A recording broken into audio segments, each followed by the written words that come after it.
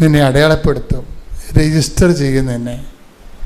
കർത്താവിൻ്റെ പുസ്തകത്തിൽ നിൻ്റെ പേരെഴുതി ചേർക്കുമെന്ന് പറഞ്ഞാൽ മോശസല്ലേ പറഞ്ഞത്, നിൻ്റെ പുസ്തകത്തിലും എൻ്റെ പേര് മായ്ച്ചു കളയാൻ ഉദ്ദേശിച്ചത് പറഞ്ഞതല്ല. എന്നാലും കർത്താവ് ജനങ്ങളുടെ ഇടയിൽ ജനങ്ങളെ കർത്താവ് നശിപ്പിച്ചു കഴിഞ്ഞാൽ അവർ ഭർത്താവിനെപ്പരാകുമ്പോൾ കർത്താവ് അത് കേൾക്കാൻ മോശസിന് സഹിക്കാൻ പറ്റത്തില്ല. അതുകൊണ്ടാണ് അവർ തോന്നിവാസം നിന്നെ പറഞ്ഞ ഞാൻ പിന്നെ ജീവിച്ചിരിക്കുന്നത്. അത്രയും ദൈവസ്നേഹമാണ് ആ മനുഷ്യന്. എൻ്റെ മക്കളെ, ഉടമ്പടിയിൽ വിഷയസ്നേഹമല്ല വേണ്ടത്, ദൈവസ്നേഹമാണ് വേണ്ടത്. എൻ്റെ ജന്മം ഇനിയുള്ളത് എൻ്റെ കർത്താവിന് വേണ്ടി ഞാൻ ജീവിക്കും എന്ന് പറഞ്ഞ് എൻ്റെ ജന്മം, എൻ്റെ ജീവിതം ഇനിയുള്ളത് എൻ്റെ കർത്താവിന് വേണ്ടി ഞാൻ ജീവിക്കും. എൻ്റെ കർത്താവിന് വേണ്ടി ഞാൻ ജീവിക്കുമ്പോൾ ഞാൻ അഭിമുഖീകരിക്കുന്ന എല്ലാ പ്രശ്നങ്ങൾക്കും പരിശുദ്ധ അമ്മ എനിക്ക് വേണ്ടി മാധ്യസ്ഥം വഹിക്കും. അമ്മേ, പരിശുദ്ധ അമ്മേ, എന്റെ ജീവിതത്തെ പുനഃക്രമീകരിക്കണമേ. ശരിയോടെ പ്രാർത്ഥിക്കുവാൻ, സ്നേഹത്തോടെ ജീവിക്കുവാൻ, സ്നേഹത്തോടെ സാക്ഷികളാകുവാൻ എനിക്ക് പ്രത്യേക അഭിഷേകം നൽകണമേ. സ്തുതിയുടെ ഹല്ലേലൂയ, ഹല്ലേലൂയ, ഹല്ലേലൂയ. മഹത്വം മഹത്വം, ആരാധന ആരാധന, ഹല്ലേലൂയ ഹല്ലേലൂയ ഹല്ലേലൂയ. ദൈവപിതാവേ നന്ദി, ദൈവപിതാവേ മഹത്വം.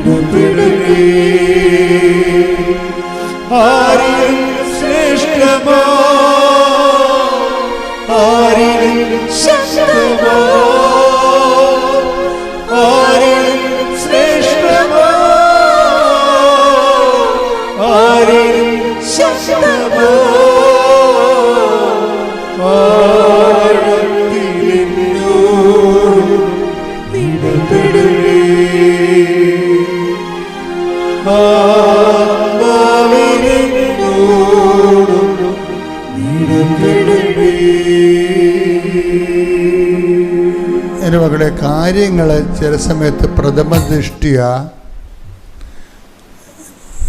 മോശമായിട്ട് നീങ്ങിയാലും നിങ്ങൾ മോശമായി നീങ്ങരുത്. മനസ്സിലായില്ലേ? ഉടമ്പടി ഉപദേശങ്ങളാണ്. എന്തൊക്കെയാണ്? കാര്യങ്ങൾ മോശമായിട്ട് നീങ്ങിയാലും നിങ്ങൾ മോശമായി നീങ്ങി. രണ്ടാണ്. കാര്യങ്ങൾ ചിലപ്പോൾ മോശമായിട്ട് നീങ്ങുക. ഇപ്പം ഞാൻ ബെർഗിംഹാവിലെ കഴിഞ്ഞ ഞായറാഴ്ച ഇരുന്ന് അവിടെ ധ്യാനം. അപ്പോൾ ഈ ബെർഗിംഹാവിൽ ധ്യാനം കഴിഞ്ഞപ്പോൾ ഒരു ലേഡി വന്ന് എന്നെ കണ്ടു. അവർ ട്രിവാൻഡ്രംകാരത്തിയ കൊല്ലക്കാരത്തിയാണ്. എന്നോട് പറഞ്ഞു, അച്ഛാ, എൻ്റെ ജീവിതം തീർന്നിരിക്കുകയാണ്. 60 ലക്ഷം രൂപയാണ് കടം. 60 ലക്ഷം രൂപയാണ് കടം എൻ്റെ. ഇപ്പം എൻ്റെ വിസ തീരാനായി, ഇനി അത് പുതുക്കത്തില്ല. എനിക്ക് ഇൻ്റർവ്യൂ ഞാൻ കുറേ എടുത്ത്, 18 ഇൻ്റർവ്യൂ എടുത്ത്, ഒറ്റ ഇൻ്റർവ്യൂ എനിക്ക് കിട്ടിയിട്ടില്ല ഇതുവരെക്കും. അപ്പോൾ എൻ്റെ വിസ തീർന്നാൽ പിന്നെ ഞാൻ സറണ്ടർ ചെയ്താൽ ഒന്ന് അകത്ത് പോകും, അല്ലെങ്കിൽ കള്ള വിസ, അല്ലെങ്കിൽ ഒളിച്ച് താമസിക്കണം. അതൊക്കെ നടക്കത്തില്ല. ആരും ഓൺ ചെയ്യത്തില്ല. ക്രിമിനൽ കുറ്റമാണ് ഇപ്പം മൊത്തം. ഇപ്പം അഭയാർത്ഥി പ്രോബ്ലം ഉള്ള കാരണം എല്ലാവരും വിസ ഇല്ലാത്ത എല്ലാവരും അഭയാർത്ഥികളായിട്ടാണ് കാണുന്നത്. അപ്പം അവരെപ്പോൾ വേണമെങ്കിൽ ഡീപ്പോർട്ട് ചെയ്യാൻ പറ്റും. പിന്നെ നമുക്കൊന്നും ചെയ്യാൻ പറ്റത്തില്ല, കാർഡില്ല. പിന്നെ അതോട് അഭയാർത്ഥികളായിട്ട് പറഞ്ഞാൽ ഭക്ഷണം കിട്ടുമെന്നേ ഉള്ളൂ. പക്ഷേ നമ്മുടെ റൈറ്റെല്ലാം, പേഴ്സൻ്റെ റൈറ്റെല്ലാം പോകും. മക്കളൊക്കെ പഠിപ്പിക്കും അവർ. അത് കുറച്ച് കഴിയുമ്പോൾ ആ നിയമങ്ങളൊക്കെ മാറുമെന്നാണ് തോന്നുന്നത്. ആ രീതിയിലാണ് ഇപ്പോൾ പോണത്. അപ്പം ഇങ്ങനെ വല്ലാത്തൊരു പ്രശ്നത്തിലാണ് അച്ഛാ എന്ന് പറയും. അപ്പോൾ ഞാൻ അവളെ പ്രാർത്ഥിച്ചു വിട്ട്. പക്ഷെ ഞാൻ അതിന് 3 കിലോ, പിന്നീട് അടുത്ത ധ്യാനം അടുത്ത ദിവസം വരണത് വേറെ ഒരു സ്ഥലത്താണ്. ഒരു 10-50 കിലോമീറ്റർ സ്പീഡിൽ ഡ്രൈവ് ചെയ്താൽ 3.5 മണിക്കൂർ 4 മണിക്കൂർ എടുത്താൽ ആ സ്ഥലത്തെത്താൻ പറ്റത്തുള്ളൂ. അതാണ് സെയിൽഫോർഡ് എന്ന് പറയണത്. സെയിൽഫോർഡ് ചെന്നപ്പോൾ അവിടെ ഇവർ നിൽപ്പുണ്ട്. പിന്നെ ഞാൻ ഒരു ദിവസം രോഗികളെ മാത്രം കണ്ട വേറൊരു സ്ഥലമുണ്ട്. അതിനകത്ത് രോഗികളെ മാത്രം കാണും. അതായത് ക്യാൻസർ രോഗികളെയും അതുപോലെ തന്നെ മറ്റു തരത്തിലുള്ള ഗുരുതര പ്രശ്നങ്ങളുള്ള എല്ലാവരും കാണുന്നവരിന് വേറൊരു പള്ളിയെടുത്ത് അവിടുത്തെ ഒരു തോമസ് ബ്രദർ എന്ന് പറഞ്ഞ റാണി സിസ്റ്റർ, പിന്നെ ഈഡൻ, അങ്ങനെ കുറേ ലിസ്റ്റ് ചേച്ചി, അങ്ങനെ കുറേ അഗസ്റ്റിൻ ചേട്ടൻ, അങ്ങനെ കുറേ നല്ല പ്രവർത്തകരാണ് അവിടെ ഉള്ളത്. അപ്പോൾ അവരാണ് ഇതെല്ലാം സംഘടിപ്പിക്കുന്നത്. ഞാനിങ്ങനെ ശുശ്രൂഷ ചെയ്ത് കൊടുക്കണമെന്നേ ഉള്ളൂ. ആ സംഘടനയെല്ലാം അവരാണ്. അപ്പോൾ അവിടെ ചെല്ലുമ്പോഴുണ്ട് ഈ രോഗികളെ കൊണ്ടുവരാനും അച്ഛൻ്റെ അടുത്ത് കൊണ്ടുവരാനും ഒക്കെ നിൽക്കണേ ഇവരാണ്. ഞാനെടുത്ത് ഇവർ തീരെ നിൽക്കണേ. അവരുടെ ജീവിതം ഓർത്ത് കഴിഞ്ഞാൽ നമുക്ക് ബോധം കേടുണ്ടാകും. 2 കുഞ്ഞുങ്ങളവിടെ ഉണ്ട്. ഇവർക്ക് മാത്രമേ വിസ ഉള്ളൂ. ഇവരുടെ കെയറിലാണ് അവരെല്ലാം വന്നിരിക്കുന്നത്. പോകുമ്പോൾ ഒരു നാട്ടിൽ ചെന്നാൽ 60 ലക്ഷം രൂപ കടവാണ്. അപ്പോൾ എന്നിട്ടും ഇവർ ശുശ്രൂഷ ചെയ്യാണ്. എന്താണ്, രോഗികളെയൊക്കെ കൊണ്ടുവന്ന് അച്ഛനടുത്ത് കാണിക്കുകയും അവരെ ചിട്ടപ്പെടുത്തി വെക്കുകയും ഒരാളെ കഴിയുമ്പോൾ വേറെ ആളെ കൊണ്ടുവന്ന് പ്ലേസ് ചെയ്യുകയും. ഇവർ ഇത്രയും തീയിലും ആണ് അവർ നിൽക്കണമെങ്കിലും സ്മാർട്ടായിട്ടാണ് അവർ ജോലി ചെയ്യണത്. ഇത് എനിക്ക് ഭയങ്കരമായിട്ട് എന്തൂസിയാസമായി. ഇപ്പം ഞാൻ ദൈവമേ അതിങ്ങടെ. ഇപ്പം ഞാൻ മാത്രമല്ല, ഞാനും തോമസ് ബ്രദറും നമ്മുടെ പിതാവുണ്ടായിരുന്നു ഞങ്ങളുടെ കൂടെ, നമ്മുടെ കണ്ണൂർ രൂപതയിലെ അലക്സ് പിതാവായിരുന്നു കുർബാന എഴുതിക്കൊണ്ടിരുന്നത് എല്ലാ ദിവസവും. പിതാവ് ടോക്കൺ ചെയ്തായിരുന്നു. പിതാവ് നമ്മുടെ ഉടമ്പടിയൊക്കെ എടുത്തിട്ട് ഒരു രാത്രി മുഴുവനും എൻ്റെ മുറിയിരുന്ന് പ്രിപ്പയർ ചെയ്തിട്ട് പിതാവ് ഈ പവർ പോയിൻറ്റിലാണ് ഉടമ്പടി ചെയ്തത്. ഭയങ്കര രസമാണ് പിതാവ് ചെയ്തത്. കണ്ണൂരത്തെ പിതാവ്, കണ്ണൂർക്കാരൊക്കെ ഇവിടെ ഇല്ലേ, കേൾക്കണ്ട, നിങ്ങളുടെ പിതാവ് ഇപ്പോൾ ഉടമ്പടിയുടെ ധ്യാന ഗുരുവായിട്ടിരിക്കുക. അപ്പോൾ പിതാവും ഞങ്ങൾ തമ്മിൽ ഈ കൊച്ചിനെക്കുറിച്ച് സംസാരിക്കുന്നുണ്ട്. അപ്പോൾ തോമസ് ബ്രദർ എന്നോട് പറഞ്ഞു, അവളുടെ കാര്യം മഹാമോശമാണ്, അവൾ വീണ് പോയാൽ നമുക്ക് അവരെ താങ്ങേണ്ടി വരും. അപ്പോൾ പിതാവ് പറയും നമ്മളെങ്ങനെ സഹായിക്കും? അപ്പോൾ തോമസ് ബ്രദർ നമുക്ക് സാമ്പത്തികമായി സഹായിക്കണം, അവൾക്കൊരു ജോലി എങ്ങനെ കണ്ടെത്തുന്നവരെ അവളെ നമുക്ക് സാമ്പത്തികമായിട്ട് സഹായിക്കണം എന്നൊക്കെ പറഞ്ഞുകൊണ്ട് ഇവർ തീരുമാനിക്കുകയാണ്. പക്ഷെ നമുക്ക് സഹായിക്കേണ്ടി വന്നില്ല. അവൾ രോഗികളുടെ ശുശ്രൂഷ ചെന്ന് വീട്ടിൽ ചെന്നപ്പോഴുണ്ട് ഗവൺമെൻറ് അവളെ ജോലിക്ക് കൊടുത്തു. അപ്പോൾ നോക്കിയേ, നമ്മൾ സത്യസന്ധരായാൽ മതി, വേറെ പ്രശ്നം. നമ്മുടെ കുഴപ്പമെന്ന് വെച്ചാൽ നമ്മൾ ഞാൻ എൻ്റെ കാര്യം നോക്കിയില്ല, എൻ്റെ ജീവിതം തീർന്നു പറഞ്ഞുകൊണ്ട് ഈ ഒടിഞ്ഞു മുടങ്ങി വീട്ടിൽ കുത്തിയിരിക്കും. അത് കാരണം ദൈവം എന്തിനാണ് ആദ്യം അടയാളം കാണിക്കട്ടെ, എന്നിട്ട് ഞാൻ ദൈവത്തിനെ സഹായിക്കാവോ. നീ ദൈവത്തെ സഹായിച്ചത് എന്തിനാണ്? അതല്ല, വിശ്വാസമുള്ളവനെ സംബന്ധിച്ചിടത്തോളം അവൻ അടിയറ വെക്കത്തില്ല. അവൻ അവസാന നിമിഷം വരെ കർത്താവിന് വേണ്ടി ജീവിക്കും. അതൊക്കെയാണ് നമ്മൾ ഉടമ്പടി കണ്ടുമുട്ടുന്ന പ്രതിഭാസങ്ങളെന്ന് പറയുന്നത്. അവർ വിശുദ്ധരെക്കാളും ഉന്നതമായ ചില വ്യക്തികളാണ്. വിശുദ്ധരെക്കാളും ജീവിത പ്രതിസന്ധികളിൽ അവർ പച്ചയായ ഈ കാലത്തെ ജീവിതത്തിലും വിശ്വാസം പ്രഖ്യാപിച്ചുകൊണ്ട് അവർ നടത്തുന്ന മുന്നേറ്റം നമ്മൾ അത്ഭുതപ്പെടുത്തും. ദൈവം അതെല്ലാം കൗണ്ട് ചെയ്യുന്നുണ്ട്. ആ ഗവൺമെൻറ് ജോലി കിട്ടിയിരിക്കണേ, പ്രൈവറ്റ് ജോലിയല്ല, അത് പോത്തുമില്ല. ഭയങ്കര ആനുകൂല്യങ്ങളോട് കൂടിയാണ് ദൈവം അവളെ അവസാന നിമിഷം വിസ എക്സ്പയർ ആകുന്നതിന് 24 മണിക്കൂർ മുമ്പ് കർത്താവ് അവളെ കോരിയെടുത്ത്. Praise the Lord. അപ്പോൾ അതാണ് കർത്താവ്. നിങ്ങൾ ഉടമ്പടി ഈശോനെ കണ്ടെത്തിയില്ലെങ്കിൽ നിങ്ങളൊരു പോക്ക് ജന്മമാണ്, ഓർത്തേക്കണം. കാരണം അതിനേക്കാൾ വലിയൊരു സംഭവം ഇനി ഇല്ല. നിങ്ങൾ ഉടമ്പടി നിങ്ങളത് വൃത്തിയും മേനയുമായിട്ട് ചെയ്ത് ദൈവത്തെ കണ്ടെത്താൻ വേണ്ടിയാണ് നിങ്ങളെ വിളിച്ചിരിക്കുന്നത് ദൈവം. അപ്പം അതിനോട് അർത്ഥവത്തായിട്ട് നിങ്ങൾ പ്രതികരിച്ചിട്ട് സത്യസന്ധമായ സാക്ഷികളായി മാറണം. പ്രാർത്ഥിച്ചേ, കർത്താവേ അർത്ഥവത്തായി അങ്ങയെ കണ്ടെത്തി ജീവിച്ച് സത്യസന്ധമായി സാക്ഷികളാകാൻ ഞങ്ങളെ സഹായിക്കണമേ. 4ാമത്തെ സാക്ഷ്യം, എൻ്റെ കാലിൽ വെരിക്കോസ് ഉണ്ടായിരുന്നു. ബ്ലഡ് ക്ലോട്ട് ചെയ്യുന്നത്, ഭയങ്കര നീറ്റിലും വേദനയും കാരണം എനിക്ക് ഇരിക്കാനോ നിൽക്കാനോ ഒന്നും പാടില്ല. പിന്നെയും ഹോസ്പിറ്റലിൽ പോയി കഴിഞ്ഞപ്പം ഡോക്ടർ പറഞ്ഞു ഒരാഴ്ചത്തേക്കുള്ള മരുന്ന് തരാം, അത് നീർക്കെട്ടിനുള്ള മരുന്നാണ്, അത് മാറിയില്ലെങ്കിൽ നമുക്ക് ലേസർ ചെയ്യണമെന്ന് പറഞ്ഞു. ലേസർ ചെയ്യാൻ എനിക്ക് പേടിയായതുകൊണ്ട് എനിക്ക് കാലിൽ ഞാൻ ഉടമ്പടി തൈലം എടുത്ത് ഞാൻ തൂത്ത് കഴിഞ്ഞപ്പോൾ എനിക്ക് ആ വേദനയും നീറ്റിലും എല്ലാം പോയി. പിന്നെ 5ാമത്തെ സാക്ഷ്യം എൻ്റെ മകൾക്ക് വേണ്ടിയാണ്. മകള് MBS നേഴ്സിങ്ങിനാണ് പഠിക്കുന്നത്, മൈസൂരാണ് പഠിക്കുന്നത്. എൻ്റെ മകള് ഫസ്റ്റ് ഇയറിൽ എനിക്ക് ഒന്നും പഠിക്കാൻ സാധിക്കില്ല, എനിക്ക് പഠിക്കാൻ കഴിയണില്ല, എനിക്ക് ഭയങ്കര ബുദ്ധിമുട്ടാണെന്ന് പറഞ്ഞു. ഞാൻ പറഞ്ഞു കൃപാസന മാതാവിനോട് പ്രാർത്ഥിക്കുക, മാതാവ് പഠിപ്പിച്ചു തരുമെന്ന് പറഞ്ഞു. പിന്നെ യൂണിവേഴ്സിറ്റി പരീക്ഷയിൽ അവൾക്ക് സപ്ലിയൊന്നുമില്ലാതെ എല്ലാ വിഷയങ്ങൾക്കും നല്ല മാർക്ക് കിട്ടാൻ വേണ്ടി പ്രാർത്ഥിക്കണം കേട്ടോ അമ്മയെന്ന് പറഞ്ഞു കഴിഞ്ഞപ്പോൾ ഞാൻ പറഞ്ഞു പ്രാർത്ഥിക്കാം, കൊച്ച് നന്നായിട്ട് പ്രാർത്ഥിക്കണം കേട്ടോ എന്ന് പറഞ്ഞു കഴിഞ്ഞപ്പം ഈ കൊച്ച് പരീക്ഷ അടുത്തു കഴിഞ്ഞപ്പം ഈ കൊച്ച് ഒന്നും പഠിച്ചിട്ടില്ല പരീക്ഷയ്ക്ക്. എന്നിട്ട് അമ്മയെ ഒന്ന് ശക്തിയായിട്ട് പ്രാർത്ഥിക്കുക. അപ്പം ഞാൻ പറഞ്ഞു പ്രാർത്ഥിക്കുന്നുണ്ട് കൊച്ചേ. അപ്പോൾ അന്നേരം മകൾ തലേദിവസം ഇവരെ ഹോസ്റ്റലിൽ നിന്ന് ഔട്ടിങ്ങിന് വിട്ട് കഴിഞ്ഞപ്പോൾ ഇവർ പള്ളിയിലേക്കാണ് പോയത്. പള്ളിയിൽ ചെന്ന് കഴിഞ്ഞപ്പം ഇവർ പ്രാർത്ഥിച്ചുകൊണ്ടിരുന്ന് കഴിഞ്ഞപ്പം പ്രാർത്ഥിച്ച് കഴിഞ്ഞ് ഇവർ രൂപത്തിൽ മുത്തിയേക്കാമെന്ന് ഓർത്ത് അവർ മുൻപോട്ട് അങ്ങ് വന്നു കഴിഞ്ഞപ്പം ഈ കൊലുസ് ചിലങ്ങണ പോലെ ഇങ്ങനെ സൗണ്ട്, ഭയങ്കര സൗണ്ട്. എന്നാലും ഈ കൊച്ച് നേരെ വന്ന് നോക്കുമ്പം ശിശെന്ന് വിളിച്ചു കഴിഞ്ഞപ്പം പുറകോട്ടേക്ക് തിരിഞ്ഞു നോക്കിയപ്പോൾ ഒരു ചേച്ചി കൊച്ചിനോട് ചോദിച്ചു പരീക്ഷ അല്ലേന്ന് ചോദിച്ചു. പരീക്ഷയാന്ന് പറഞ്ഞു. പഠിച്ചു കഴിഞ്ഞോ എന്ന് ചോദിച്ചു. അപ്പം കൊച്ച് ഒരു അഹങ്കാരത്തിൻ്റെ പുറത്ത് കൊച്ച് പറഞ്ഞു പഠിച്ചു കഴിഞ്ഞു, ഒന്നും പഠിച്ചിട്ടില്ലായിരുന്നു. അത് കഴിഞ്ഞപ്പം അപ്പോൾ പഠിച്ചു കഴിഞ്ഞു എന്ന് പറഞ്ഞപ്പോൾ ആ ചേച്ചി ഗോഡ് ബ്ലസ് യു എന്ന് പറഞ്ഞു. അപ്പോൾ കൊച്ചൊന്നും മിണ്ടിയില്ല. അടുത്ത ആ കൊച്ചിനോട് അതുപോലെ തന്നെ പറഞ്ഞു. ആ കൊച്ചും ചേച്ചിയുടെ പേരെന്നാന്ന് ചോദിച്ചു. മേരിയ എന്ന് പറഞ്ഞു. അപ്പം ഇവർ ഈ ആ പള്ളിയുടെ അകത്തും പുറത്തും പരിസരത്തോടൊക്കെ നോക്കിയിട്ട് ആ ചേച്ചിനെ കാണാനില്ല. എന്നിട്ട് എന്നോട് പറഞ്ഞപ്പോൾ ഞാൻ ഒരു ചേച്ചിയോട് ഞാൻ പറഞ്ഞു എടി അത് മാതാവായിരുന്നു വന്നത്, അതുകൊണ്ട് നീ ശക്തിയായിട്ട് പ്രാർത്ഥിക്കാൻ പറയട്ടോ എന്ന് പറഞ്ഞു. അത് കഴിഞ്ഞ് റിസൾട്ട് 1.5 ആഴ്ച കഴിഞ്ഞപ്പോഴത്തേനും വന്നു കഴിഞ്ഞപ്പം ഫസ്റ്റ് ക്ലാസ്സോടുകൂടി മാതാവ് വിജയം കൊടുത്ത് അനുഗ്രഹിച്ചു.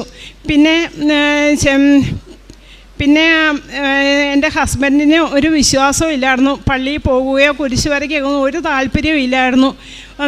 ഉടമ്പടി തൈലം എവിടെ എടുത്തുകൊണ്ട് പോയി ഞാൻ കുരിശ് വരയ്ക്കുമ്പം പ്രാർത്ഥനയ്ക്കൊക്കെ ഇരിക്കാൻ ഭയങ്കര ബുദ്ധിമുട്ടാണെങ്കിലും വന്നിരുന്ന് ഞാൻ നെറ്റിയിൽ ആ തൈലമൊക്കെ എടുത്ത് തൂക്കുകയും പറക്കുകയും ചെയ്ത് കഴിഞ്ഞ് അപ്പോൾ ഹസ്ബൻഡ് പള്ളിയിൽ പോകുവാനും കുരിശ് വരയിലും നല്ല ആക്റ്റീവായിട്ട് ഇപ്പോൾ എന്നെ ഇവിടെ കൃപാസനത്തിൽ വിടുന്നതിന് നല്ല താല്പര്യമുണ്ട്.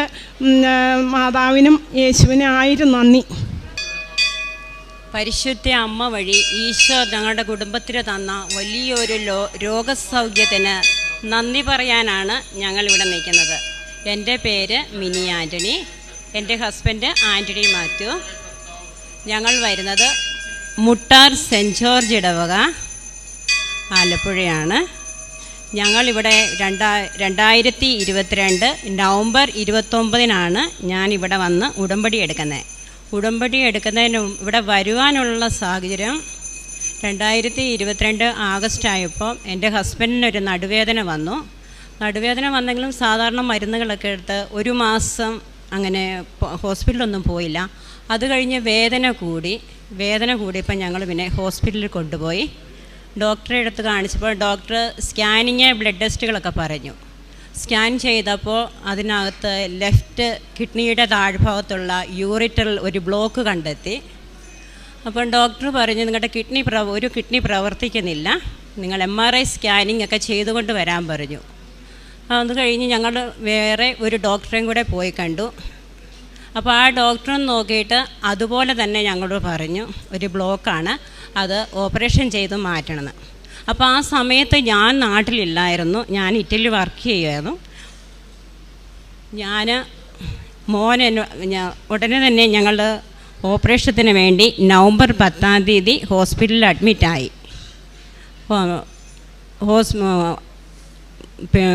എൻ്റെ ഹസ്ബൻഡിനെ ഓപ്പറേഷൻ തിയേറ്ററിലേക്ക് കയറ്റി ഡോക്ടർ ഓപ്പറേഷൻ ചെയ്യാൻ വേണ്ടി എല്ലാം ഓപ്പൺ ചെയ്ത് നോക്കിയപ്പോഴാണ് ഡോക്ടർ കാണുന്നത് അതൊരു ബ്ലോക്കല്ല, അവിടെ ഒരു ഗ്രോത്താണ്. കൂടാതെ അതിനോട് ചേർന്ന് തന്നെ താഴോട്ട് സ്പ്രെഡായിരിക്കുമെന്ന് പറഞ്ഞു. ഡോക്ടർ ഉടനെ പുറത്തിറങ്ങി വന്ന് ഞങ്ങളോട് പറഞ്ഞു, ഇത് ഓപ്പറേഷൻ ചെയ്യാൻ പറ്റത്തില്ല, ഇത് ബയോപ്സി റിപ്പോർട്ട് വന്നാൽ മാത്രമേ അതെന്താണെന്ന് മനസ്സിലാകാൻ സാധിക്കത്തുള്ളൂ. ഉടനെ മോൻ എന്നെ വിളിച്ച് പറഞ്ഞു, മമ്മി യൂറിറ്റർ അതിൻ്റെ ട്യൂബിലോട്ടുമാണ് ആദ്യം കണ്ടെത്തിയത്. പിന്നെ ഡോക്ടർ പറഞ്ഞു MRI സ്കാൻ ചെയ്ത് ബയോപ്സി റിപ്പോർട്ടുമായി 10 ദിവസം കഴിഞ്ഞ് നിങ്ങൾ വരാൻ പറഞ്ഞു. ഞാനിത് ഓപ്പറേഷൻ ക്ലോസ് ചെയ്യാൻ പോകുകയെന്ന് പറഞ്ഞു. മോൻ എന്നെ ഉടനെ വിളിച്ച് പറഞ്ഞു, ഞാൻ ഉടനെ തന്നെ ജോലി റിസൈൻ ചെയ്ത് നാട്ടിലേക്ക് പോന്നു. വന്ന വഴിക്ക് തന്നെ കൃപാസന മാതാവിൻ്റെ ഇവിടെ അടുത്ത് വന്ന് അമ്മയുടെ അടുത്ത് വന്ന് മുട്ടിപ്പായി പ്രാർത്ഥിച്ചു. എന്നിട്ട് ഡോക്ടർ വരേണ്ട ഒരു ഡേറ്റ് വെച്ച് ഞാൻ 21 എന്ന ഡേറ്റ് വെച്ച് അമ്മയോട് പ്രാർത്ഥിച്ചു. അങ്ങനെ 21-ാം തീയതി ഞങ്ങൾ MRI സ്കാനിങ്ങും ബയോപ്സി റിപ്പോർട്ടുമായി ഡോക്ടറെ അടുത്ത് ചെല്ലുമ്പോൾ ഡോക്ടർ ഓപ്പറേഷൻ തിയേറ്ററിലായിരുന്നു.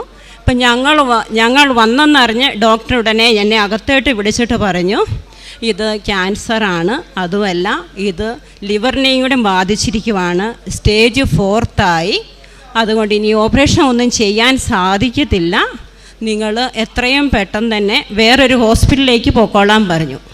ഇപ്പം ഇനി വേറൊരു ഹോസ്പിറ്റലിലേക്ക് എങ്ങോട്ട് പോകുമെന്നോ എന്താണെന്നോ എനിക്കൊന്നും അറിയത്തില്ല. ആകെപ്പാടെ ഞാൻ സ്തംഭിച്ചു പോയി, എന്ത് ചെയ്യണമെന്നറിയാതെ. അപ്പം ഞാൻ ഡോക്ടറോട് ചോദിച്ചു, ഡോക്ടറെ എങ്ങനെയാവും, ഞാനെന്നാ മെഡിക്കൽ കോളേജിലേക്ക് പോയാലോ എന്ന്. ഡോക്ടർ പറഞ്ഞു, വേണ്ട, അങ്ങോട്ട് പോയാൽ നിങ്ങൾക്ക് വീണ്ടും ലേറ്റ് ആകും, ഉടനെ കീമോ സ്റ്റാർട്ട് ചെയ്യണം, എന്നാലേ ഉടനെ നിങ്ങൾ അതുകൊണ്ട് കാരിത്താസ് ഹോസ്പിറ്റലിലേക്ക് പോകാൻ പറഞ്ഞു. ഞാൻ ഉടനെ തന്നെ അന്ന് തന്നെ എൻ്റെ സഹോദരങ്ങളെല്ലാം വിളിച്ച് എല്ലാവരോടും പറഞ്ഞു. അവരുടനെ തന്നെ കാരിത്താസ് ഹോസ്പിറ്റലിൽ ഞങ്ങളുടെ ഒരു ആൻറ്റി ഉണ്ടായിരുന്നു, ആൻറ്റിയുമായിട്ട് സംസാരിച്ച് പിറ്റേന്ന് തന്നെ ഞങ്ങൾ ഉടനെ അങ്ങോട്ട് പോകുകയാണ്. പിന്നെ അവിടെ തൊട്ട് വേഗം എന്നാണ് പരിശുദ്ധ അമ്മ 21 ആ ഡേറ്റിൽ ഞാൻ അവിടെ ചെന്ന് ഡോക്ടറെ കണ്ടപ്പം തൊട്ട് പിന്നെ എല്ലാ കാര്യങ്ങളും എല്ലാം പെട്ടെന്നാണ് അങ്ങോട്ട് നടക്കുന്നത്. അവിടെ ചെന്ന് ഡോക്ടറെ പോയി കാണുന്നു. ഡോക്ടർ ഉടനെ സ്കാനിങ്ങിന് കുറയ്ക്കുന്നു, പെറ്റ് സ്കാന്.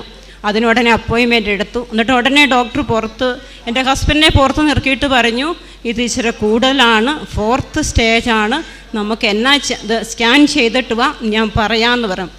അങ്ങനെ ഞങ്ങൾ അന്നേരം മുതൽ ഞാൻ കൃപാസനത്തിൽ വന്ന് ഉടമ്പടി എടുക്കാൻ വേണ്ടി ഇങ്ങനെ ഒരുങ്ങുവാണ്. പക്ഷേ പോരാൻ പറ്റുന്നില്ല. ഹസ്ബൻഡ് ഓപ്പറേഷൻ ചെയ്ത് എൻ്റെ തീരെ വയ്യ, ഭക്ഷണം കഴിക്കാൻ മേല, കട്ടിലേന്ന് എഴുന്നേക്കാൻ മേലാത്ത അവസ്ഥ, നടുവിൻ്റെ വേദന അതിലും കൂടുതൽ. അതുകൊണ്ട് പിന്നെ ഞങ്ങൾ ഡോക്ടറെ പെറ്റ് സ്കാനിങ്ങിന് അപ്പോയിൻമെൻ്റ് എടുത്ത് തിരിച്ചു വന്ന വഴി ഞങ്ങൾ പാറേപ്പള്ളി, ചങ്ങനാശ്ശേരി പാറേപ്പള്ളിൽ ഞങ്ങളും ഞങ്ങളുടെ 2 മക്കളും ഉണ്ടായിരുന്നു. ഞങ്ങൾ 4 പേരും കൂടെ കയറി കുംസാരിച്ച് ഒരുങ്ങി ഉടമ്പടി എടുക്കാൻ വേണ്ടി ഞങ്ങൾ പോന്നു. വീട്ടിൽ വന്നു കഴിഞ്ഞപ്പോഴേക്കും പിറ്റേ ദിവസം വീണ്ടും ഹോസ്പിറ്റലിൽ നിന്ന് വിളിക്കുന്നു, നിങ്ങൾ വേഗം വരണം, പെറ്റ് സ്കാൻ ഉടനെ ചെയ്യണമെന്ന് പറഞ്ഞു. അങ്ങനെ ഞങ്ങൾ ഉടനെ ചെന്നു, പെറ്റ് സ്കാൻ ചെയ്തു. പിന്നെ അതിൻ്റെ പിറ്റേന്ന് തന്നെ ഉടനെ പറഞ്ഞു അതിൻ്റെ റിപ്പോർട്ട് റെഡിയായെന്ന്. അങ്ങനെ അതിൻ്റെ റിപ്പോർട്ടും കിട്ടി. ഞങ്ങൾ ഉടനെ ഡോക്ടറെ അടുത്ത് ട്രീറ്റ്മെൻറ്റ് ആരംഭിക്കുകയാണ്. ഡോക്ടറെ കൊണ്ട് വേറെ കീമോ ചെയ്യുന്ന ഡോക്ടറെ അടുത്ത് കൊണ്ടുപോയി. ഡോക്ടർ ഞങ്ങളെ നോക്കിയിട്ട് പറഞ്ഞു, നമുക്ക് മരുന്ന് എന്നാന്നുള്ളത് 6 കീമോ ചെയ്യാം, ബാക്കിയെല്ലാം ദൈവത്തിൻ്റെ കൈകളിലാണെന്ന് പറഞ്ഞു. അപ്പോൾ പിന്നെ ഞങ്ങൾക്കൊന്നും പറയാൻ കിട്ടുന്നില്ല. അപ്പം ഞങ്ങൾ പറഞ്ഞു, അതുപോലെ ചെയ്യും ഡോക്ടറെ എന്ന് പറഞ്ഞ്. അപ്പോൾ ആദ്യത്തെ ചെയ്തു, തിരിച്ച് വീട്ടിൽ വന്നു കഴിഞ്ഞപ്പോൾ അതിൻ്റെ ഭയങ്കരമായ ബുദ്ധിമുട്ടുകൾ, ഛർദിയോ ഓക്കാൻ എന്ന് വേണ്ട, എഴുന്നേറ്റ് നിൽക്കാൻ ഞങ്ങൾക്ക് പോലും കണ്ടു നിൽക്കാൻ പറ്റുന്നില്ല, അതുപോലെയുള്ള അവശതയിലായിരുന്നു ഓരോ ദിവസവും. എന്നിട്ട് പിന്നെ അതും 26-ാം തീയതിയാണ് ഞങ്ങൾക്ക് കീമോ ചെയ്തത്. അത് കഴിഞ്ഞ് 29-ാം തീയതി ഞാനിവിടെ വരുന്നു. ഇവിടെ വന്ന് ഉടമ്പടി വന്നപ്പം തന്നെ ലേറ്റായി. പക്ഷേ ഉടമ്പടി എടുത്ത് അത് ഞാൻ ആ കൂട്ടത്തിൽ എൻ്റെ ബയോപ്സി റിപ്പോർട്ടും കൂടെ കൊണ്ടുവന്നിരുന്നു. ഇവിടെ അച്ഛനെ ഒന്ന് കാണാൻ സാധിക്കുമോ എന്നോർത്ത്. പക്ഷേ ഇവിടെ എല്ലാ ബ്രദേഴ്സിൻ്റെ അടുത്തും പോയി ചോദിച്ചിട്ടും ആരും എന്നെ ഇങ്ങോട്ട് കയറ്റി വിട്ടില്ല. ഞാൻ മാതാവിൻ്റെ അടുത്ത് കൊണ്ട് ആ റിപ്പോർട്ട് മാതാവിൻ്റെ മുമ്പിൽ തൊട്ടിട്ട് ഞാൻ പറഞ്ഞു, മാതാവേ, ഈ റിപ്പോർട്ട് ഇനി അടുത്ത പ്രാവശ്യം വരുമ്പോൾ മാതാവ് അത് മാറ്റിത്തരണേ, അത് നോർമലാക്കി തരണേ എന്ന് കരഞ്ഞു പ്രാർത്ഥിച്ചു. അത് കഴിഞ്ഞ് ഞാൻ ഇവിടുന്ന് എനിക്ക് പിന്നെ വലിയൊരാഗ്രഹമാണ്, എങ്ങനെയെങ്കിലും എൻ്റെ ഹസ്ബൻഡിനെ ഇവിടെ കൊണ്ടുവന്നാലേ അച്ഛനൊന്ന് സ്പർശിക്കാൻ പറ്റത്തുള്ളൂ. അതുകൊണ്ട് ഞാനിങ്ങനെ വിഷമിച്ചിങ്ങനെ ഇരിക്കുമ്പോഴാണ് ഞാനൊരു സിസ്റ്ററിൻ്റെ അടുത്ത് എൻ്റെ കഥകൾ പറഞ്ഞു. അപ്പോൾ സിസ്റ്റർ പറഞ്ഞു, മോളെ വിഷമിക്കേണ്ട, മാതാവ് ആഗ്രഹിക്കുന്നുണ്ടെങ്കിൽ മാതാവ് ഇവിടെ കൊണ്ടുവരുമെന്ന് പറയും. അങ്ങനെ ആ വാക്ക് എൻ്റെ മനസ്സിനെ ഭയങ്കരമായിട്ട് സ്പർശിച്ചു. ഞാൻ പിന്നെ അങ്ങോട്ട് പ്രാർത്ഥനകൾ അങ്ങോട്ട് ആരംഭിച്ചു. ഉടമ്പടിയുടെ നിബന്ധനകളെല്ലാം അങ്ങോട്ട് പാലിച്ചു. ഉപവാസം എടുത്തു, ബൈബിള് വായന, പ്രാർത്ഥനകൾ രാവിലെയും ഉച്ചയ്ക്കും കൈവിരിച്ച് 1.5 മണിക്കൂർ മുട്ടുമേ നിന്ന് ഞങ്ങൾ കരഞ്ഞ് പ്രാർത്ഥിക്കുമായിരുന്നു. അങ്ങനെ ഞങ്ങൾ കരഞ്ഞ് പ്രാർത്ഥിച്ചു. അങ്ങനെ 1 മാസം കഴിയുന്നതിന് മുമ്പായിട്ട് തന്നെ 15 ദിവസം കഴിഞ്ഞപ്പോഴേക്കും ആ മാതാവിൻ്റെ എണ്ണയും തേനും ഉപ്പും എല്ലാം, ഉടമ്പടി തൈലും എല്ലാം ഞാൻ എല്ലാ ദിവസവും ദേഹത്ത് പുരട്ടുകയും തേന് ഉള്ളി കൊടുക്കുകയൊക്കെ ചെയ്തു. അങ്ങനെ ഒരാഴ്ച കഴിഞ്ഞപ്പോഴേക്കും നടുവിൻ്റെ വേദന കുറഞ്ഞു. പക്ഷേ മറ്റുള്ള അസ്വസ്ഥതകളൊക്കെ ഉണ്ട്. ഞങ്ങൾ പിന്നെ അങ്ങോട്ട് പ്രാർത്ഥിക്കാൻ തുടങ്ങി. മാതാവേ, എങ്ങനെയെങ്കിലും എൻ്റെ ഹസ്ബൻഡിനെ ഈ മാതാവിൻ്റെ അടുക്കിലൊന്ന് കൊണ്ടുവരുവാൻ സാധിക്കണേ എന്നിങ്ങനെ കരഞ്ഞ് പ്രാർത്ഥിച്ചു. അത് ഒരു 3 ആഴ്ച കഴിഞ്ഞില്ല. അന്നേരം ഹസ്ബൻഡ് എന്നോട് പറയാണ്, നമുക്ക് പോകാം, പള്ളിയിൽ പോകാമെന്ന്, കൃപാസനത്തിൽ വരാമെന്ന്. അങ്ങനെ ഡിസംബറിൻ്റെ അവധിക്ക് ഞങ്ങളുടെ മകന് ഒരാൾ സെമിനാരിൽ തിയോളജി പഠിക്കുകയാണ്. മകൻ ആ സമയത്ത് വീട്ടിൽ വന്നിരുന്നു. അപ്പോൾ മകനെയും കൂട്ടി ഞങ്ങൾ ഇവിടെ വന്ന ഉടനെ ഒന്നാമത്തെ ടോക്കൺ തന്നെ ഞങ്ങൾക്ക് കിട്ടി. ഞങ്ങളിവിടെ വന്ന് അച്ഛനെ കണ്ടു. അച്ഛൻ ഷർട്ടൂരി ശരീരത്ത് മൊത്തം തൈലം പുരട്ടി ഞങ്ങളെല്ലാവരെയും തലയിൽ കൈവച്ച് അച്ഛൻ പ്രാർത്ഥിച്ചു. അച്ഛൻ്റെ ശക്തമായ പ്രാർത്ഥനയിൽ ഒത്തിരി അൻവണം തൊട്ട് പിന്നെ ഞങ്ങൾക്ക് നല്ലൊരു മനസ്സിന് നല്ല ധൈര്യവും ശക്തി എന്നും വേണ്ട, ഞങ്ങളുടെ കൂടെയുണ്ട്. പരിശുദ്ധ അമ്മ ഞങ്ങളുടെ കൂടെയുണ്ട്. അന്ന് ധൈര്യത്തോടു കൂടിയാണ് പിന്നെ ഞങ്ങൾ അങ്ങോട്ട് മുന്നോട്ട് പോകുന്നത്. പിന്നെ 2 കീമോ ചെയ്തതിന് ശേഷം നല്ലൊരു മാറ്റം, സേവിച്ചിട്ട് എൻ്റെ ഹസ്ബൻഡിന് നല്ലൊരു മാറ്റമാണ് വന്നത്. പിന്നെ ഞങ്ങളുടെ കാറ് തന്നെ ഓടിക്കാൻ തുടങ്ങി. ഹോസ്പിറ്റലിലേക്ക് ഞങ്ങൾ 2 പേരും തന്നെയാണ് പോകുന്നത്. ചിലപ്പം പോയി അവിടെ മരുന്നെല്ലാം ട്രീറ്റ്മെൻറ്റെല്ലാം ചെയ്ത് രാത്രിയാകുമ്പോഴാണ് ചിലപ്പം തിരിച്ചു വരുന്ന വഴിയാണേലും ചിലപ്പം വണ്ടി ഓടിക്കുന്നില്ല. അപ്പം ഞങ്ങൾക്ക് ഭയങ്കര ഒരു പേടിയാണ്, റോഡ് മൊത്തം ബ്ലോക്കാണ്. അപ്പം ഞങ്ങൾ പരിശുദ്ധ അമ്മേനെ മുറക്കെ പിടിച്ചുകൊണ്ട് ഞങ്ങളിങ്ങനെ പ്രാർത്ഥിക്കും. അന്നേരം ഞങ്ങൾക്ക് മുമ്പിലായിട്ട് അടയാളമായിട്ട് ഞങ്ങളുടെ മുമ്പിൽ ഒരു വണ്ടിയുമില്ല. പക്ഷേ ഒരു വശത്തുകൂടെ വണ്ടി ഒത്തിരി പോകുന്നുണ്ട്. പക്ഷേ ഞങ്ങളുടെ മുമ്പിൽ ഒരു വണ്ടിയില്ലാതെ ഞങ്ങളുടെ വാഹനം കടന്നു പോകുന്നു. അതുപോലുള്ള മാതാവിൻ്റെ അനുഭവമാണ് ഞങ്ങൾക്കുണ്ടായത്. അങ്ങനെ ഞങ്ങളുടെ 6 കീമോതെറാപ്പിയും കഴിഞ്ഞു. ഇപ്പം ഡോക്ടർ പറഞ്ഞു നിങ്ങളൊന്നളിഞ്ഞ്. അന്നേരമൊക്കെ ആൾ ശരിക്കും ഓക്കെ ആയി. എന്നും പ്രാർത്ഥിക്കുന്നുണ്ട്. ഞങ്ങൾ എല്ലാ മാസവും ഇവിടെ വരും. അപ്പോൾ ഇവിടെ ഒന്ന് കുർബാന കൂടുന്നതിനും ഇരിക്കുന്നതിനോ നടുവിന് അങ്ങനെ ഒരു ബുദ്ധിമുട്ടൊന്നുമില്ല. അതിൻ്റെ ഇടയ്ക്ക് ഞങ്ങൾ മാനസികാരോഗ്യ കേന്ദ്രം 129 പേരുള്ള സ്നേഹഭവൻ എന്ന് പറഞ്ഞൊരു മാനസികാരോഗ്യ കേന്ദ്രത്തിൽ പോയി. അവിടെ പോയി ഞങ്ങളുടെ കുടുംബം എല്ലാവരും കൂടെ ഒന്നിച്ചു പോയി. അവർക്ക് ഭക്ഷണം വിളമ്പിക്കൊടുത്തു. അതുപോലെ അവരോടൊപ്പം ഞങ്ങൾ ഭക്ഷണം കഴിച്ചു. അവരും കൈവിരിച്ച് ഞങ്ങൾക്ക് വേണ്ടി പ്രാർത്ഥിച്ചു. അങ്ങനെ ഞങ്ങൾ പിന്നെ കുറേ പേർക്കൊക്കെ വസ്ത്രം കൊടുത്തു. എല്ലാവർക്കും വേണ്ടി, മറ്റുള്ളവർക്ക് വേണ്ടി പ്രാർത്ഥിക്കാനൊക്കെ ഞങ്ങൾ ഒത്തിരി തുടങ്ങി. പ്രാർത്ഥിക്കുമ്പോൾ എല്ലാം ഞങ്ങൾ മക്കളെല്ലാവരും കൂടെ ഒന്നിച്ച് കൈവിരിച്ച് അങ്ങോട്ട് പ്രാർത്ഥിക്കുന്നത്. അപ്പോൾ മറ്റുള്ളവർക്ക് വേണ്ടി പ്രാർത്ഥിക്കുമ്പോൾ ഞങ്ങൾക്ക് ഒത്തിരി ആശ്വാസമായിട്ട് തോന്നി. ഒത്തിരി രോഗസൗഖ്യം. പിന്നെ എൻ്റെ ഹസ്ബൻഡ് ഒരു കുഴപ്പവും ഇല്ല, സാധാരണ പോലെ അങ്ങോട്ടായി. പെറ്റ് സ്കാൻ ചെയ്ത് ഡോക്ടറെ കാണിച്ചപ്പോൾ ഡോക്ടർ പറഞ്ഞു ഇത് ലിവറിൽ നിന്ന് ലങ്സിലേക്കും ബാധിച്ചെന്നാണ് പറഞ്ഞേ. ഇനി നമുക്ക് മരുന്ന് ചെയ്യാമെന്നേ ഉള്ളൂ. എൻ്റെ ഹസ്ബൻഡിനെ പുറത്ത് ഇറക്കി നിർത്തിയിട്ട് എന്നോട് പറഞ്ഞു നമുക്ക് മരുന്ന് ചെയ്യാം, പൂർണ്ണമായി കുറയുമൊന്നും എനിക്കറിയത്തില്ല. അപ്പോൾ ഈ കാര്യം എൻ്റെ ഹസ്ബൻഡിൻ്റെ അടുത്ത് പറഞ്ഞാൽ പുള്ളി ആകെപ്പാടെ തകരും. അതുകൊണ്ട് ഒന്നും പറഞ്ഞില്ല. മാതാവിനെ മുറുക്കെ പിടിച്ചുകൊണ്ടാണ് ഞങ്ങൾ ഇതെല്ലാം ചെയ്തത്. അപ്പോൾ അത് കഴിഞ്ഞ് ഞങ്ങൾ 1 മാസം കഴിഞ്ഞ് പെറ്റ് സ്കാൻ ചെയ്യാൻ വേണ്ടി ഡോക്ടർ ഞങ്ങളോട് പറഞ്ഞു. ഞങ്ങൾ പെറ്റ് സ്കാനിന് അപ്പോയിൻമെൻ്റ് എടുത്തു. അതിന് ഒരാഴ്ച മുമ്പായിട്ട് ഞങ്ങൾ ശരിക്കും കുമ്പസാരിച്ചു. എല്ലാ ദിവസവും പള്ളിയിൽ പോകും. പത്രങ്ങളുണ്ടായിരുന്നല്ലോ, ഒരു ഫംഗ്ഷന് പോയപ്പോൾ എല്ലാവർക്കും കൊടുത്തു. ഞങ്ങളന്ന് ഉപവാസം എടുത്തു. അങ്ങനെ ഞങ്ങൾ സ്കാനിങ് ചെയ്യാൻ വേണ്ടി പോയി. മെയ് 1-നാണ് സ്കാനിങ്ങിന് പോയത്. സ്കാൻ ചെയ്തു. അവിടെ വെച്ച് തന്നെ രാവിലെ പോയെങ്കിലും ഉച്ചയ്ക്കാണ് അകത്ത് കയറ്റി സ്കാൻ ചെയ്തത്. ആ സമയം മുഴുവനും ഞാൻ ശരിക്കും ഇരുന്ന് പ്രാർത്ഥിച്ചു. വിശ്വാസപ്രമാണവും കൊന്തയും എത്ര ചൊല്ലിയെന്ന് എനിക്ക് തന്നെ അറിയില്ല. ഞാൻ കരഞ്ഞ് പ്രാർത്ഥിച്ചു. അങ്ങനെ സ്കാനിങ് കഴിഞ്ഞു. അന്ന് തിങ്കളാഴ്ച, അത് കഴിഞ്ഞ് വ്യാഴാഴ്ചയാണ് ഞങ്ങളോട് റിപ്പോർട്ട് പറയുന്നത്. പക്ഷേ ആ ദിവസങ്ങളെല്ലാം ഞങ്ങൾക്ക് നല്ല മനസ്സിന് നല്ല ഉറപ്പുണ്ട്, മാതാവ് കുറച്ച് ഞങ്ങളുടെ രോഗം പൂർണ്ണമായും സൗഖ്യപ്പെടുന്നുവെന്ന്. ബുധനാഴ്ച വെളുപ്പിനെ 4 മണിക്ക് ഞാൻ സ്വപ്നം കാണുവാണ്. വിമല ഹൃദയമുള്ള മാതാവ് എനിക്ക് സ്വപ്നത്തിൽ വരുന്നു. 2 കൈയും ഉയർത്തി എന്നെ വിളിക്കുവാണ്. ഞാൻ ഞെട്ടി എഴുന്നേറ്റ് മാതാവിനോട് ചോദിക്കുമോ, മാതാവേ നാളത്തെ റിപ്പോർട്ട് നോർമൽ സ്റ്റഡി ആയിട്ട് എനിക്ക് തരത്തില്ലേ അമ്മേന്ന്. അമ്മ ഉടനെ തള്ളവിരൽ ഉയർത്തി എന്നെ ഇങ്ങനെ കാണിച്ചു. അത് കണ്ടപ്പോൾ തന്നെ എനിക്ക് ഒത്തിരി ആശ്വാസമായി. അപ്പോൾ എനിക്ക് ആ നാളത്തെ റിപ്പോർട്ടിൻ്റെ വലിയൊരു പ്രതീക്ഷ എനിക്കായി. ഞാൻ ഉടനെ ഇവരെല്ലാം വിളിച്ചുണർത്തി മാതാവിനെ സ്വപ്നത്തിൽ കണ്ട കാര്യം ഞാൻ പറഞ്ഞു. പിറ്റേന്ന് തന്നെ പോയി റിപ്പോർട്ട് മേടിച്ചു. ഡോക്ടറെ കൊണ്ടുപോയി കാണിച്ചപ്പോൾ ഡോക്ടർക്ക് എന്നെ അതിശയം. ഡോക്ടർ പറയുമോ, നിങ്ങളുടെ ലങ്സ് മൊത്തമായിട്ട് ക്ലിയർ ആയിട്ടിരിക്കുന്നല്ലോ, ലിവർ ക്ലിയർ, യൂറിറ്റർ ക്ലിയർ, എല്ലാം ക്ലിയർ, നിങ്ങളെല്ലാം മൊത്തം കുറവായല്ലോ എന്ന് പറഞ്ഞു. ഞങ്ങൾക്കൊന്നും ചെയ്യാം, ഞങ്ങൾ അവിടെ തന്നെ ഇരിക്കുമെന്ന്. എന്നെ ഡോക്ടറെ അത് ശരി എന്നാൽ ഒന്നുകൂടെ ചോദിച്ചു, ഇനി എന്നാ ചെയ്യേണ്ട ഡോക്ടർ? ഞാൻ ഒന്നുകൂടെ ഡോക്ടർക്ക് എന്നെ ആദ്യം പറഞ്ഞു, പിന്നെ ഡോക്ടർ ഒന്നുകൂടെ വായിക്കട്ടെ. എന്നിട്ട് ഡോക്ടർ പറഞ്ഞു, ഇനി ഒന്നും ചെയ്യാനില്ല, നിങ്ങൾ എഴുന്നേറ്റ് പൊക്കോളാൻ പറഞ്ഞു. ഞങ്ങൾക്ക് എന്നിട്ട് എഴുന്നേക്കാമെന്നൊന്നും തോന്നില്ല. പക്ഷെ അവിടെ നിന്നിട്ട് ഞാൻ അങ്ങോട്ട് കരയാൻ തുടങ്ങി. കരഞ്ഞു കഴിഞ്ഞപ്പോൾ സിസ്റ്ററിനോട് പറഞ്ഞു, ഇനി ഒന്നുമില്ല പൊക്കോളാൻ പറഞ്ഞു. അങ്ങനെ ഞങ്ങൾ പോന്നു. ഇനി ഡോക്ടർ പറഞ്ഞു ഇടയ്ക്ക് ഇനി ഒരു 3 മാസം കഴിഞ്ഞ് ഇടയ്ക്ക് ചെക്കപ്പിന് വരാൻ ഇങ്ങനെ പറഞ്ഞിട്ടുണ്ട്. അപ്പോൾ പരിശുദ്ധ അമ്മ വഴി ഈശോ തന്ന വലിയ അനുഗ്രഹമാണ്. ഞങ്ങൾ എല്ലാ ദിവസവും പള്ളിയിൽ പോകും, ബൈബിള് വായിക്കും, കാരുണ്യ പ്രവർത്തി, ഓൾഡ് ഏജ് ഹോമിൽ പോയി ഭക്ഷണം കൊടുക്കും. അങ്ങനെയുള്ള കാര്യങ്ങളെല്ലാം, പ്രാർത്ഥനകളൊന്നും മുടങ്ങിയിട്ടില്ല. എല്ലാ ദിവസവും കൈവിരിച്ച് മുട്ടുമേ നിന്നാണ് ഞങ്ങളെല്ലാവരും പ്രാർത്ഥിക്കുന്നത്. അതെല്ലാം പരിശുദ്ധ അമ്മ വഴി ഈശോ തന്ന എല്ലാ അനുഗ്രഹത്തിനും ഞങ്ങൾ ഒത്തിരി നന്ദി പറഞ്ഞു. അതുപോലെ ഞങ്ങൾക്ക് വേണ്ടി പ്രാർത്ഥിച്ച ഒത്തിരി മക്കളുണ്ട്, ഞങ്ങളെ അറിയുന്നവരും അറിയാത്തവരുമായി. അവർക്കെല്ലാം ഈ അൾത്താരിൽ വെച്ച് ഞാൻ നന്ദി പറയുവാണ്. യേശുവേ സ്തോത്രം, യേശുവേ നന്ദി.